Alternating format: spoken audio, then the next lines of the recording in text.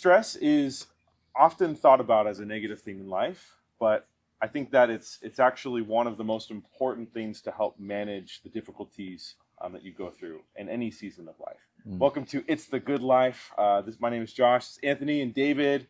Today we're going to be unpacking the secrets of managing stress. Ooh. Ooh. I remember when I was a kid, there was a really important experience that I had when it came to managing stress that honestly stuck with me, and it still sticks with me to this day. I remember I was in first grade preparing for a dance recital, and I remember it was probably the biggest thing in my life up to that point. And I remember one of the biggest, I had somewhat of a not a major part, but I had a solo part during the show. And I remember I was so stressed about like managing how I'm going to get this right. And I remember my dad told me, and he still tells me to this day, he says, Josh, it's not about whether you can do it or not. It's about whether you believe you can do it or not. He said, I want you to tell yourself it's a piece of cake. It's going to be easy. Yeah. And I remember as a 6 or 7 year old, I was like, okay, well, I don't think it's going to be easy. He's like, no, you have to tell yourself it's going to be easy. Yeah. And I remember even now when I'm getting ready for my boards, it's like I'm telling myself it's a piece of cake. It's going to be easy. Easy. I'm going to walk out and be like, oh, it wasn't that bad. You know? Yeah. What are some like, yeah, go ahead. Sorry. No, you know, the funny thing about that is like, when I think about the gym, it's like we do the same thing where Oh, really? like You hype maybe yourself up? yeah, no, well maybe like to paint the irony in it, like you could be on like for instance on the leg press and you have like 600 pounds on there and you're pressing it for reps, right? And it's funny because there'd be a situation in which you would just tell yourself like this is baby weight or like lightweight, and then you just push anyways.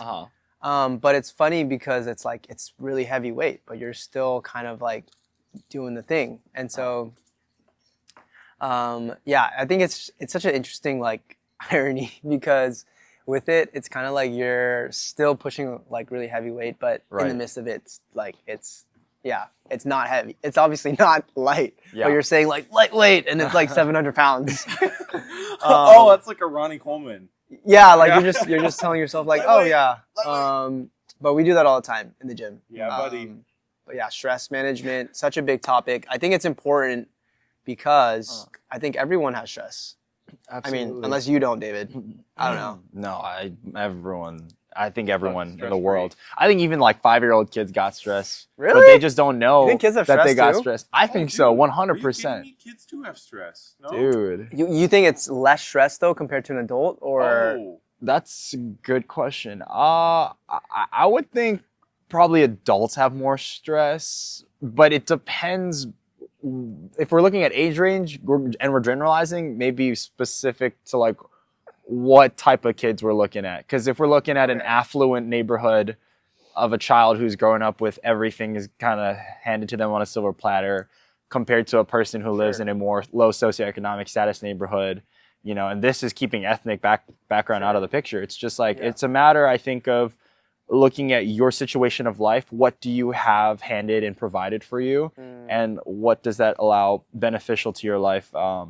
You know, things that can provide betterment and growth and flow compared to things that are like a hindrance or obstacles, etc. Because even if you are living, for example, right, very briefly, in a affluent background, you still can have stress. It's just how you manage that might be a lot more better and more, you know, smooth compared to someone who doesn't have more affluence and, you know, financial status. They're dealing a lot more headache, a lot more I can adversity. also argue that people that are more affluent could have different types of stress. Right. That's why we have first world problems and third world problems. Right. Like there's different kinds of stress. With the context. Yes. The context matters. Right. Yeah. I like that point. Well, you know what's interesting is there is something interesting about the world that we live in, right? Especially in this day and age, especially around our age group. Did you know that amongst our age, so it's like probably like 18 to 26, that males experience double the amount of stress that people our age experienced 50 years ago, and women experience 3 times the amount of stress that women experienced 50 years ago. So we're in a stress epidemic, right? Like where stress is just the common, you know? And we've talked about this before in many episodes prior, is like, you know, what is the common phrase? What is the most common phrase you hear from asking someone how they're doing? You know what I'm talking about? Yeah. Yeah. I'm busy. Mm. Oh, I'm just busy. Yeah. Oh, I got a lot. It's going almost on. like we've normalized it for sure. Yeah.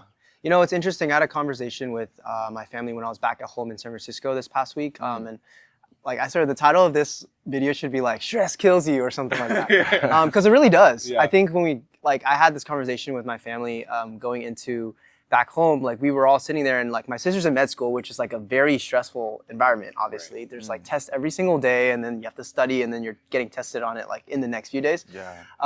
But then in that moment, like she's like, "Oh, I'm starting to lose hair," and my dad's just like, "Well, it's just because of stress. Like stress will literally kill you." Yeah. So I think it's interesting how we approach it, but we've also, like you said, normalized it in such a way that like stress is just a part of our life. There's nothing we can do about it. Yeah. But I think in this episode, we'll probably uncover some ways that we actually can.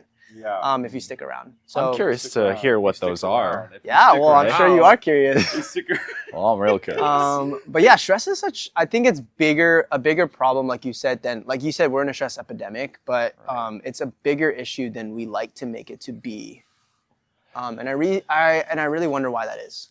Well, I wonder if it's less so, and maybe you can highlight, maybe you can touch on this too. It's like, I wonder if it's less so that it's like, it's not a matter of we're over stressing it. Like we're over emphasizing stress in our lives, but we're just, our perspective of stress is distorted. You know what I mean? Right? Because like we think of stress as the normal, right? Like stress is certainly not normal, but it's certainly not, it should be in our lives. Stress is it's a response to our circumstances. Oh, it should right? be in our life. It should be in our Interesting. life, but it's the way that it's in our life and how often we think it's in our life that is the distorted part, right? You know, so it's like, let's say that I'll pose a circumstance to you. Wow. Track along if you're listening. Let's say that you know, are gonna make a meal or something, Right. And you go to the store and you have a whole list, and you're gonna make some sort of pot roast or you're gonna make steaks. Yeah. And you get home, and the one thing you don't realize you have is your steaks. And the people who you invited over to have steaks with you are going to be there in 10 minutes. What do you do? Right? What does your body say? Please bring down some steaks right now. Take out it is. Take out. Yeah. But like, you know, say you're in that situation. I'm sure even if you really put yourself in that situation, you're like, oh shoot. Right. You kind of get a little bit of like stress. Yeah. Like, what am I going to do? Mhm. Right? Mm-hmm. But that's good because your body's like, we got to figure it out. We got to figure out what's going to happen here. Right. But why do you guys feel like that's an important part? Do you think in that situation it would be better to not be stressed or to be stressed? Hmm. I don't even know if I can like answer the premise of that question, because I feel as if almost stress will just be an immediate response, a part of your circumstance no matter what. Right. And it's just like, how do you then navigate then on? Right. Is how I see it, right? Yeah. Because I don't necessarily think you can like choose to pick up like, nah, stress, like you ain't coming into like this door right here. You could that probably is a response you could have to, you know, stress. But I would imagine if I had to answer the question more of the, like, I would invite stress. I would invite that stress to be like, okay, work me up right now. Like, tell me what's wrong, what I need to address, what I need to fix, or what is happening right now. Because then that allows you to focus on the present. It keeps you more cautious, alert, and then you can kind of now focus on what are the next steps in order to achieve, you know, said objective or meet the needs of your circumstance, which is we need some steaks. Yeah. Right? Like now ASAP. That's the like, goal. am I Instacarting this thing? Am I, you know, Uber Eats in this thing? Or like,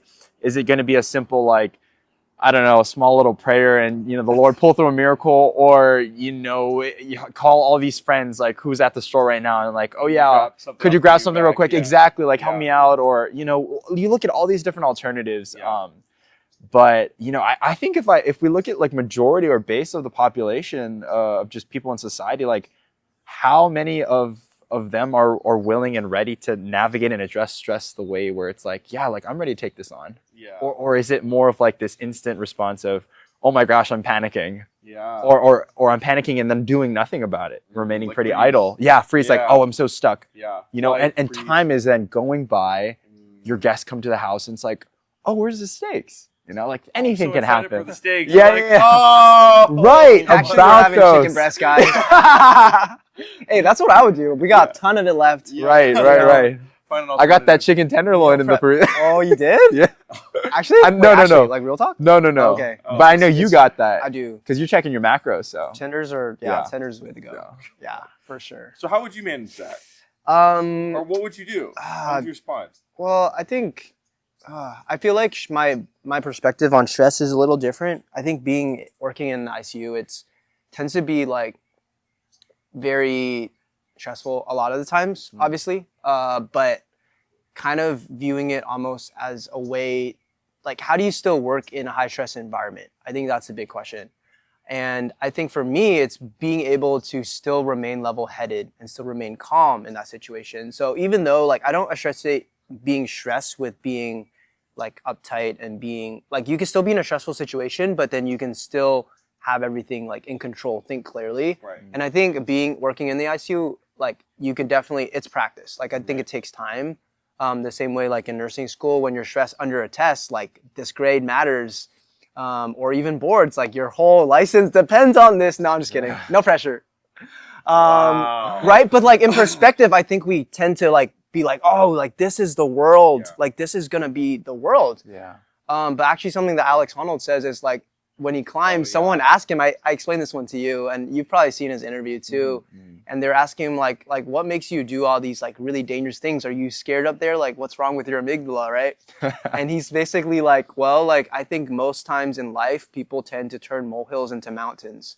And when I actually face real life fears, that allows me to really see life for really what it is. Yeah. Paraphrasing obviously, but I think really well said, like the way we encounter stress and our relationship with it can change in the way like we perceive it if we expose ourselves to actual stress and then realize that like, okay, like certain things in life aren't really intrinsically that like stressful and realizing like, yeah, like the boards is really tough, but worst comes to worst, you don't pass and you do it again. Yeah.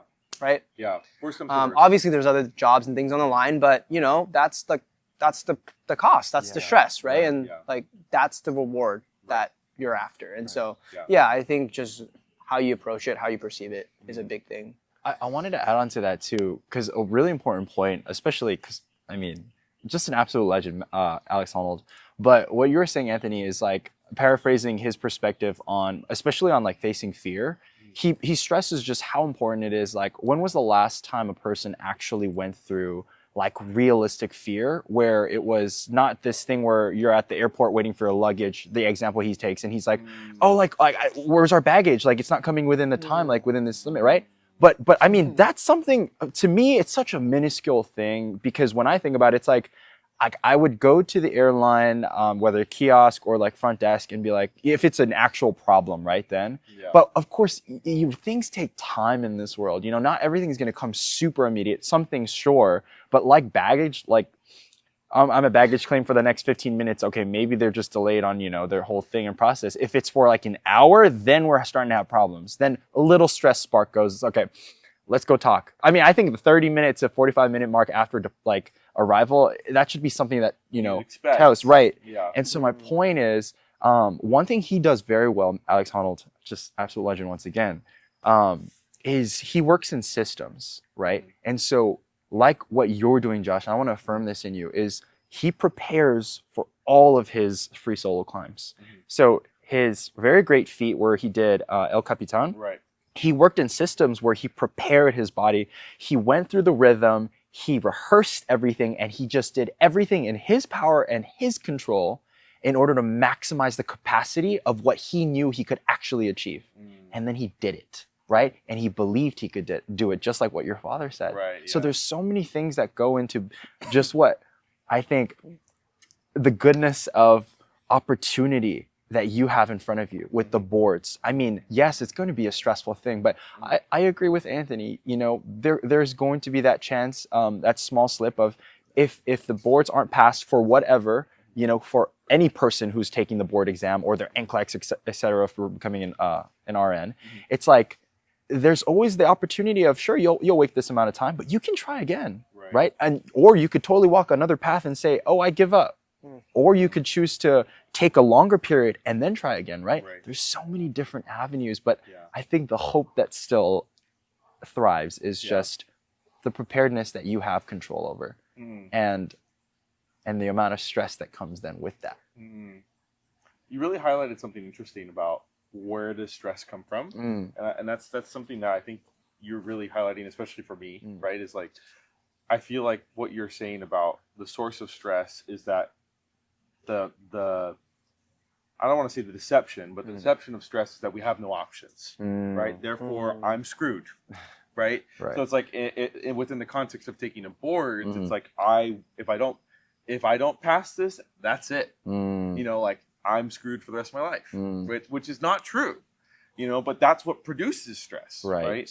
Or if it's the steak situation, it's like, these people are going to be disappointed and I have nothing to do about it. You know, there's no chicken nuggies in the fridge, you know, like. But there's chicken tendies. There's chicken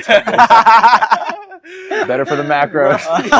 It's still win-win, right? Yeah. But you know what I mean? Like, Yes. like it's like there's no options, Right. But I wonder if maybe that is something that you're highlighting. Right, it's like is your perception that there are options, right, in terms of managing your stress, Right. Or for in his case, he's like, there's like the in healthcare we call it the modifiable and unmodifiable factors, right? Like in your health, you have things that you can not modify: your age, your gender, your family history, like things that are out of your control. But you can control what you eat, and you can control how you exercise, and you can control things in your life too. Yeah. That equally, in many ways, even more so, affect the outcomes of your health. Right. Right. And I think the same way is how we can manage stress.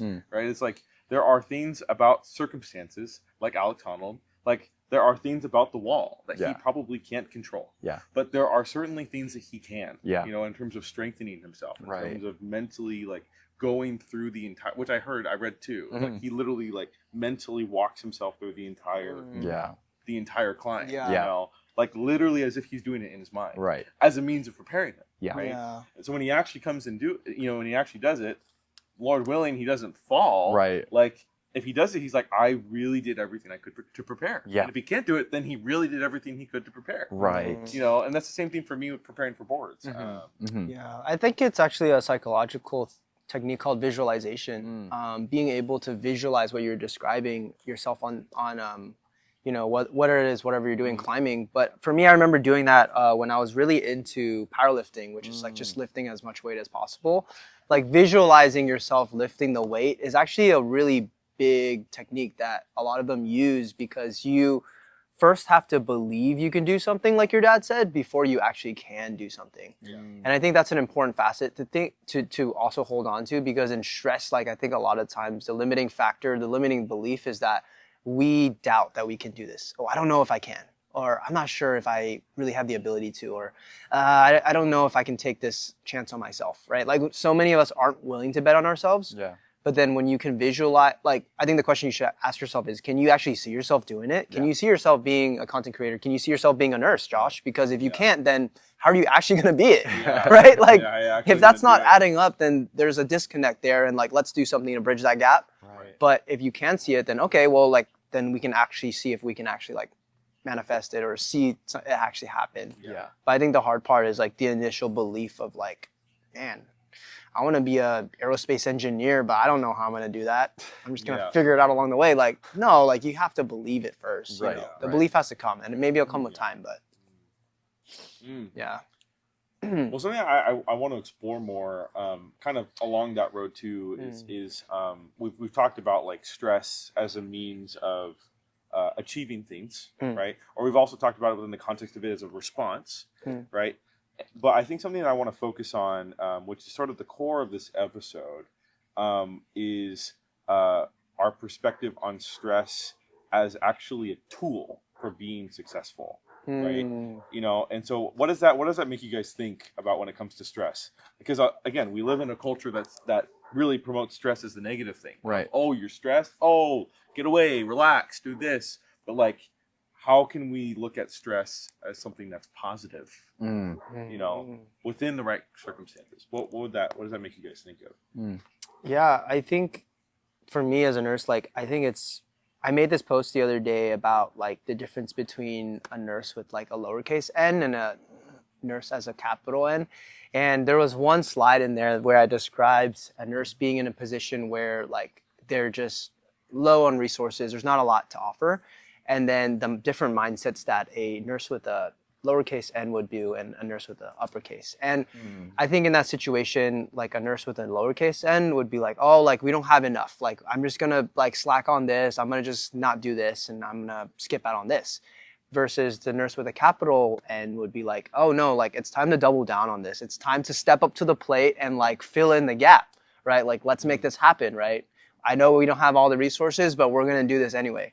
And I think that's the mindset that I think I approach to stress as a tool, like you said. I think it's being able to utilize it in such a way that it garners you to elevate your expectations for yourself rather than like, I guess the other word would be to lower them for yourself, right? Like, and understanding that like, okay, like stress is this tool that you can use to push yourself to do even more.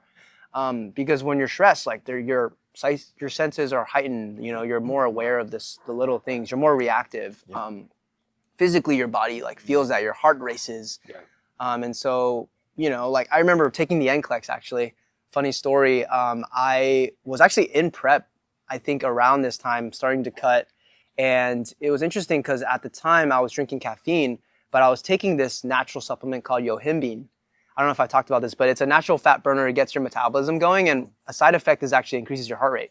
So I didn't really know this because it was like my first day taking it. You did tell me that. And it happened to be like on the NCLEX day, and I was like, I should get coffee because, you know, it's a stimulant. It gets me going. Like, I'm going to kill this test. So I go in with like a venti cup of coffee, and then I have the yohimbine that I take empty stomach in the morning because that's when you're supposed to take it. And like my heart's racing. I'm like, what is going on? Wow. Like, had no idea up until the test. Make it through the whole test, and at the end I'm like, I do a little research, I'm like, oh, that's why. But anyways, story paints the picture. Like I think it stress as something that I think we often see as like a negative thing, like you said, but often using it as a tool is a very powerful mindset shift. Yeah, I think to add on to that, with my perspective on stress, it almost is like a signal that your body is telling you to take a step back and just look at your situation. It almost allows you to reflect on your now, because for me, when I recognize what other people go through, not me personally, I'm not going to speak from personal because my stress is going to be a lot more different than others. But when I look at other people's stories and the research that I've been doing with stress from other people, like they're not taking as much time within themselves to like relax when the stress hits. A lot of it is they'll just go with the flow and kind of allow stress to almost like take control of their lives, which I don't necessarily agree. And I don't like the sound of that because it almost looks like you're allowing this external thing, which actually internally is affecting you, to just take, you know, the reins of your life. When ultimately I believe personally that we have the control to, you know, take that control and power back over how we make XY decision, how we respond to stress. And I say that because now then on the personal standpoint, I mean, I've navigated stress in many different ways, whether that's like, now I'm having to take some supplements that, you know, better help me navigate my life, you know, lower inflammation, all these different things, which I never accepted or believed in before, you know, like, you know, here are all of these different things. I'm not taking it, but like, I've always heard of like ashwagandha, all these different, you know, things, different types of teas to make you like sleep better. I was just a huge health nut that necessarily never wanted to go so deep and invest in learning that. And I was just like, okay, I'm just going to stay away from these things that I'm hearing. But it's like, I'm not really investing into the knowledge of these things. And therefore that creates a stress gap because it's like, well, if you don't really know what you're going through and how to respond to that with all of the knowledge that you have, all of the knowledge, and it's like very, you know, minute, then how are you going to progress, right? So yeah, I think stress is just one of those interesting things to kind of take in account of like, where exactly is this stress coming from? Where's your source of it? Yeah. And then how are you addressing and navigating to take care of that stress now that you have it as a part of your circumstance, life?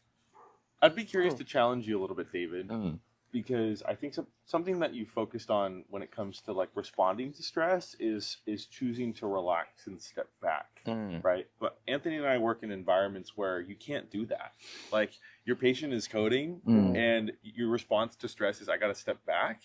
Yes, that would be good, but then you still got to do something, you know? Right, like right. where there's a call to action, like a response that's required of you. Yeah. You know, and so I would chat like what are some circumstances in your life where that's been the case, where you've been stressed and it's because there's a call, not because of a circumstance, because that sounds like a circumstance, like there's a gap in my life, I'm not achieving this thing, therefore I'm stressed. What if there's like a call to action and they're waiting on you to respond and your response is stress? What do you do? Oh, that's a good case. Does that make sense? So the example that you used was coming from like a medical background. Yeah. An event, we'll just say, for example, someone comes in.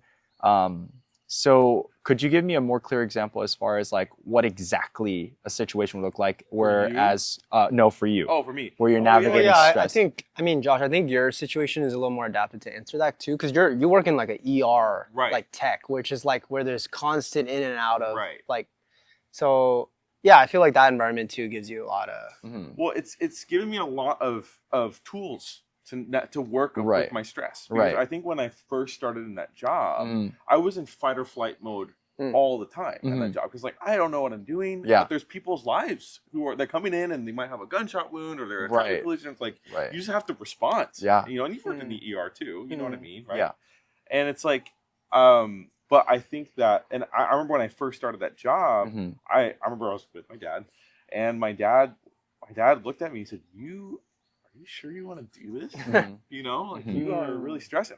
I was even questioning myself. I'm like, am I going to be able to manage this? You know, because it was so heightened. I'd leave work and I'd still be stressed. I couldn't sleep because I was like, oh my gosh, did this work okay? And did I do that right? And I did, you know, talking to our, you know, another episode, we're talking about conscientiousness. Yeah, last week. Last week, that was exactly what was going on. But over time, especially working with people who have been in the field for a long time, like the emergency medicine doctors and the nurses and whatnot, and the other techs who are there too, right? Like I realized that it is possible, and B, stress is a tool, you know. So it's like, as I'm sure you've seen, like when someone's coding or when someone's in a really acute, they don't really code in the ERs and ICU, someone's already there. Yeah. But like if someone's coding, meaning like they're not breathing and they don't have a pulse, like they don't have any heart rate that you can feel anywhere, right? Like the response is, I have to do exactly what I need to do to get this person alive. Right. Again, you know, I need to get their heart rate back and to get them breathing again, right?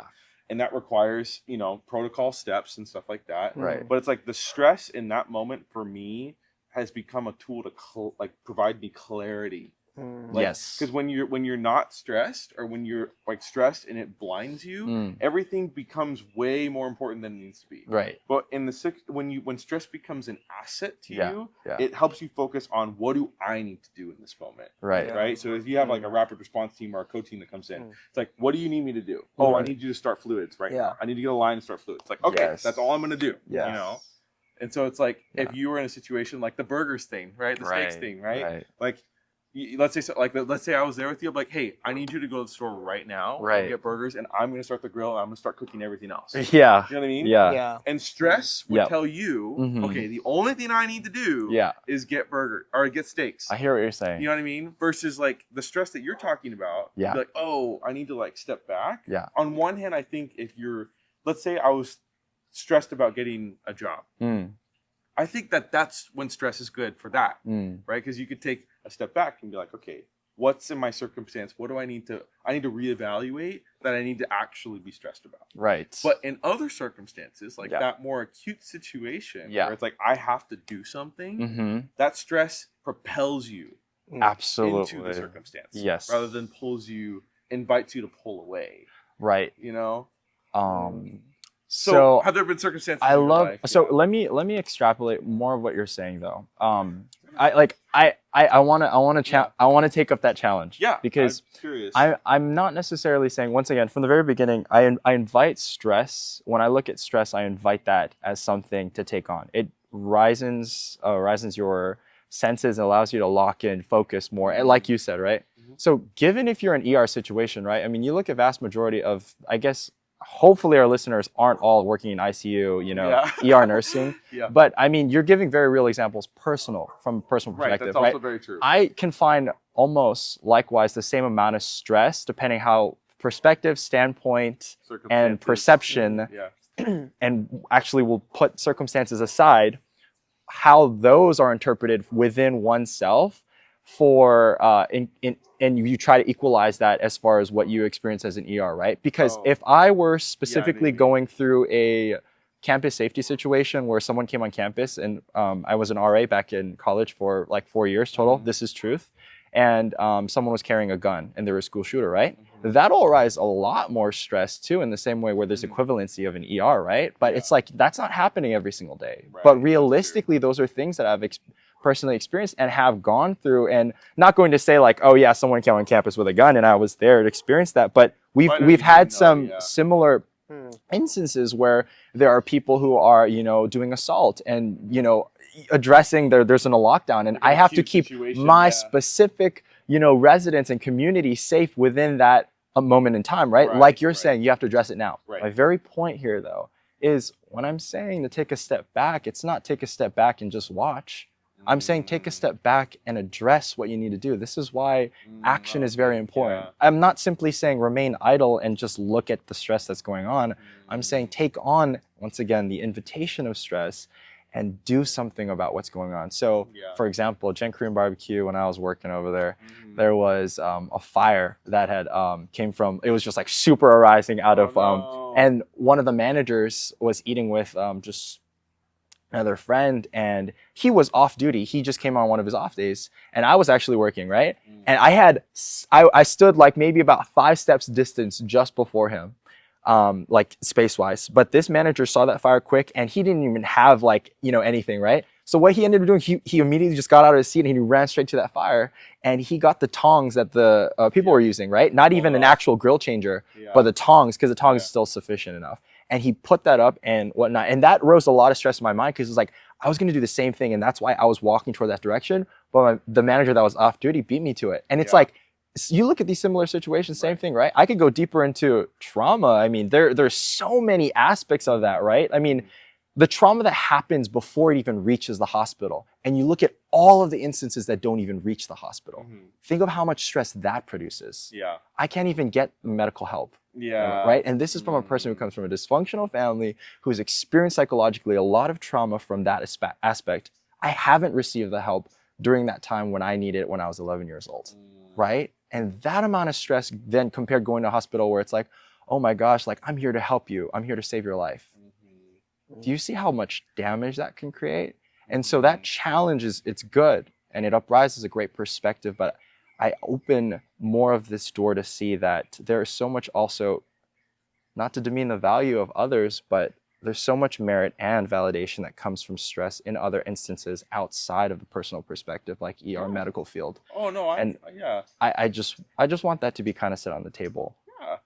I don't think that the stress that I experience is the only way stress can be experienced. To your point, right? Like, obviously, like, stress looks very different for everybody, right? And it's like, you're absolutely right. Like, in that circumstance with the Korean barbecue place, it's like, that's a stressful situation because it could have gotten hairy really quickly. Right? Like, in its own way. And you in that moment experienced and used stress in a very similar way of like, it focused you. Oh, the only thing I have to do right now is beeline to that fire and take it out. Right? You know what I mean? So it's like, but at the same time, like, I do get what you're saying too, is like when you experience stress, it's a signal to even briefly take a step back to reevaluate what's next. What is the thing I have to do next? Versus like being consumed by it. Yeah. So I agree with you. I think it's subjective and objective in many ways too. Yeah. I think that's a really good example, I think, of what, just to consolidate everything we're saying here, is like, I think one of the things I take away from both you guys is like, priority is important.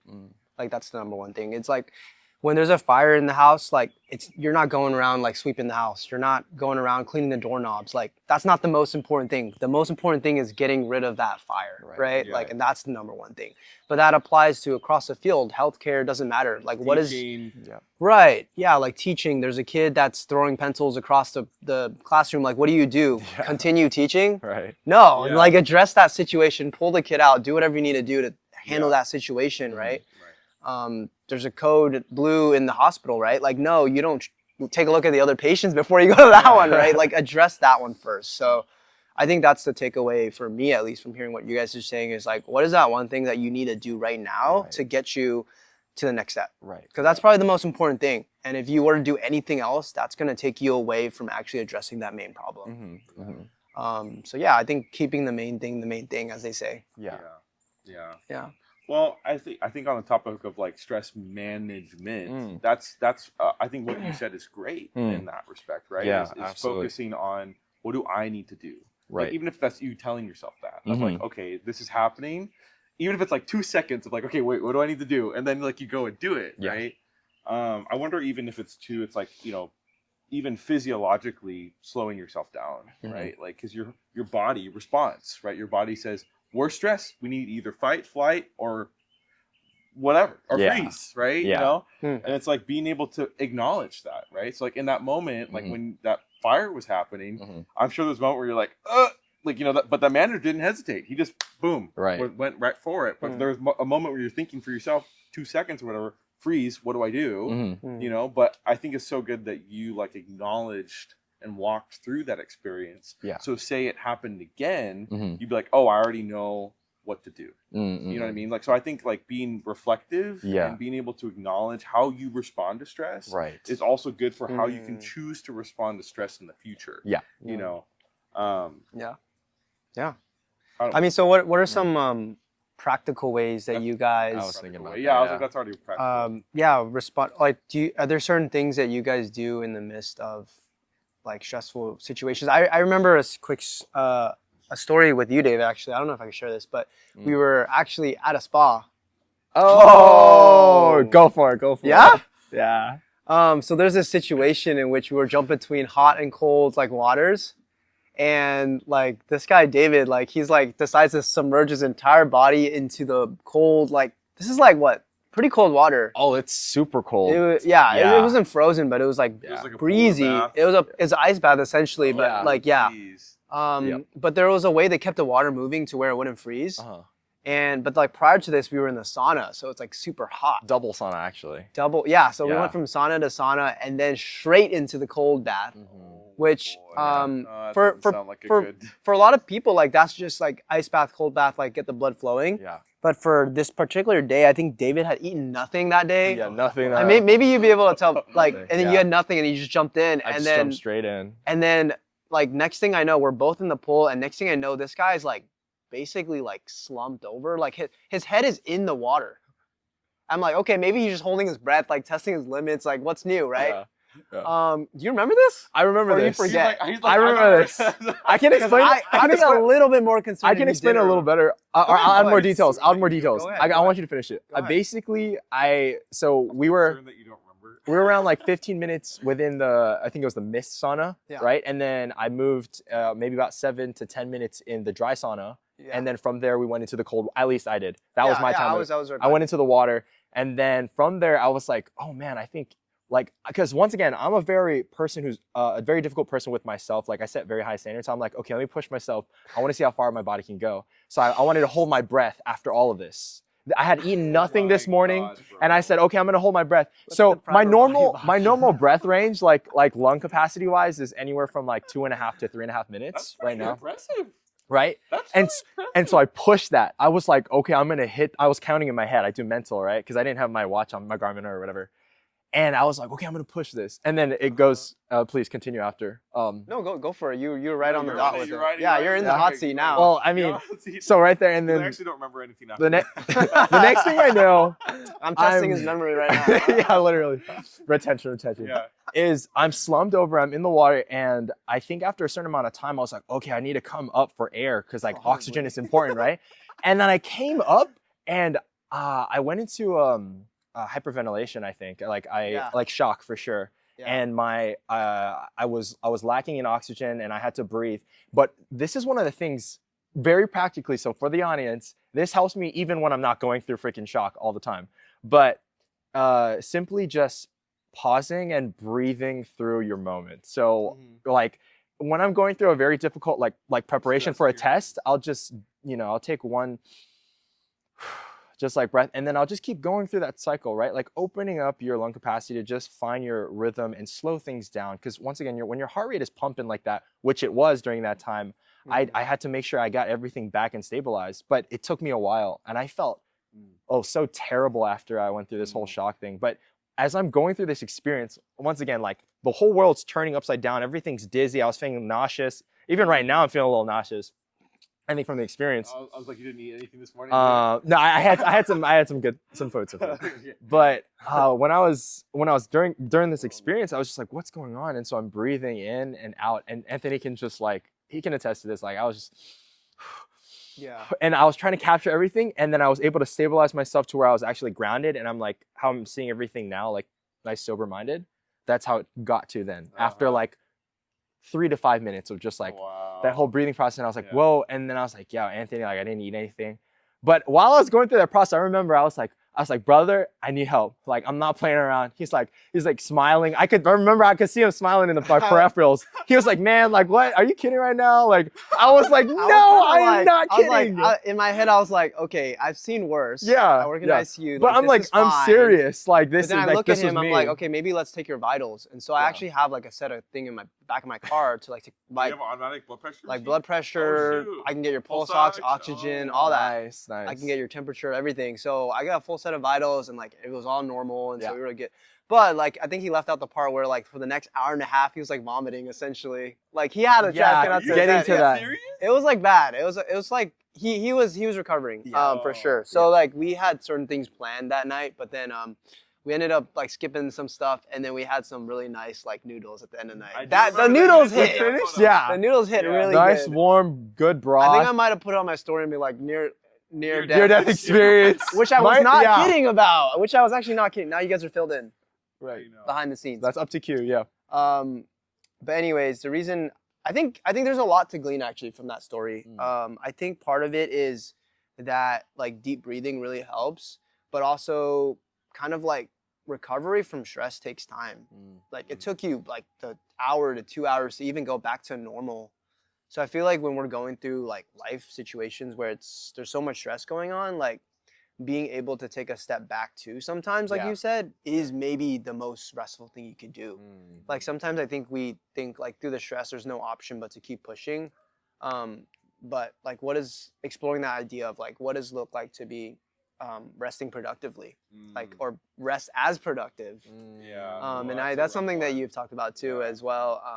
And like finding ways, and this is like a theme that we always have going on, is like self-care, self-love. It's like how do we do that in the midst of stress, in the midst of things that are changing, seasons and tests and all the things, NCLEX, right? Housing, how do you do that? Right. I think that's the biggest challenge. Yeah. Well, I think what it brings out though is like that ultimately, I think this whole episode we've been covering, as David also highlighted too, is like stress is a part of your life, like whether you like it or not. Right. Like I think something that's always I remember in my OB clinical was like fetal distress, right? Like a newborn, like they come out of the wound and like they come out and they're just like like they're just like distressed like immediately, right? And I feel like that's like kind of the world that we come into, like the broken world that we come into, that not necessarily invites stress but brings about stress. But I think this episode that we've really highlighted like the importance of kind of using that to your advantage, right? Of like if instead of stress being a barrier to success, it's actually the key to success, right? And it's like I think the people that I've worked with in the emergency room or just anywhere, right? Like even the jobs I've worked in admissions, right? Like the people who could manage stress the best, the most efficiently, were perhaps the strongest warriors for the teams. Not because they could do the most, but they were able to keep themselves calm and collected in the hardest of circumstances, right? Not to say that your value is dependent upon how you can, keep yourself in hard circumstances, but I think being aware of how you respond to situations and seasons in the past where you've been stressed and how you've responded to that, and then maybe even things in your life that produce stress. Yeah. You know, the not so good kinds. You know, Right. I think are all just keys to being able to do this thing called life a little bit more smoothly. You know, that's my takeaway at least. Yeah. Great practical I think ways, guys. I'm sure there's more topics to express with stress, but I think, yeah, in general, I think for me, I think the more you're exposed to it, the less of it sometimes you feel in some ways, because it gives you more reps in being able to tackle it, you know? Like more stress, you know, and it gets, in some ways, like working out does, the weight gets lighter and it gets easier. Yeah. But that's not to say sometimes it's hard before it gets worse before it gets better. Right. It's like it's difficult, you know. But with each rep, like you're getting getting a little bit closer to managing it, handling it. And that's not to say like everyone has different capacities for handling stress, for sure. Yeah. Right. Some can do it a little bit more easier than others. Any last words, things? I have a word that's related to your joy. Please. I feel like stress getting easier is like climbing that V4 after climbing a V5, where like you can look back and be like, wow, this used to be really hard for me, but now I'm able to manage myself going through this. Or climbing a V1, not that you guys would ever climb a V1 again, but yeah, right. You know what I mean? But like looking at V1, you're like easy money, right? Because it's like the way that you've grown in order to manage the stress on your body required to accomplish that task has grown, you know, that capacity, right? So now a V5, oh wow, this is hard, this is difficult, I could do it, you know. Well, it's funny, we were working out yesterday, and I tend, like, we're hopping on our first exercise, and I slide the weight, right? And then I do the set, like, to warm up. And then he just looks at the weight and he's like, wait, that's your warm up? Wow. Like, and dude, that's like my working weight, that's what's bro. working weight. Gosh. And then and it's so funny because in my head I'm like, dude, one day like that's gonna be your warm up weight. That's gonna be your warm up weight. Like so it's so cool to be able to experience, like, I remember I said this too in an earlier episode, maybe in season 1, but like seeing where you were, David, at that moment in time and seeing where you are now, like I was like, man, it's so cool to be able to be with you. Maybe at that moment it was rock bottom. Yeah.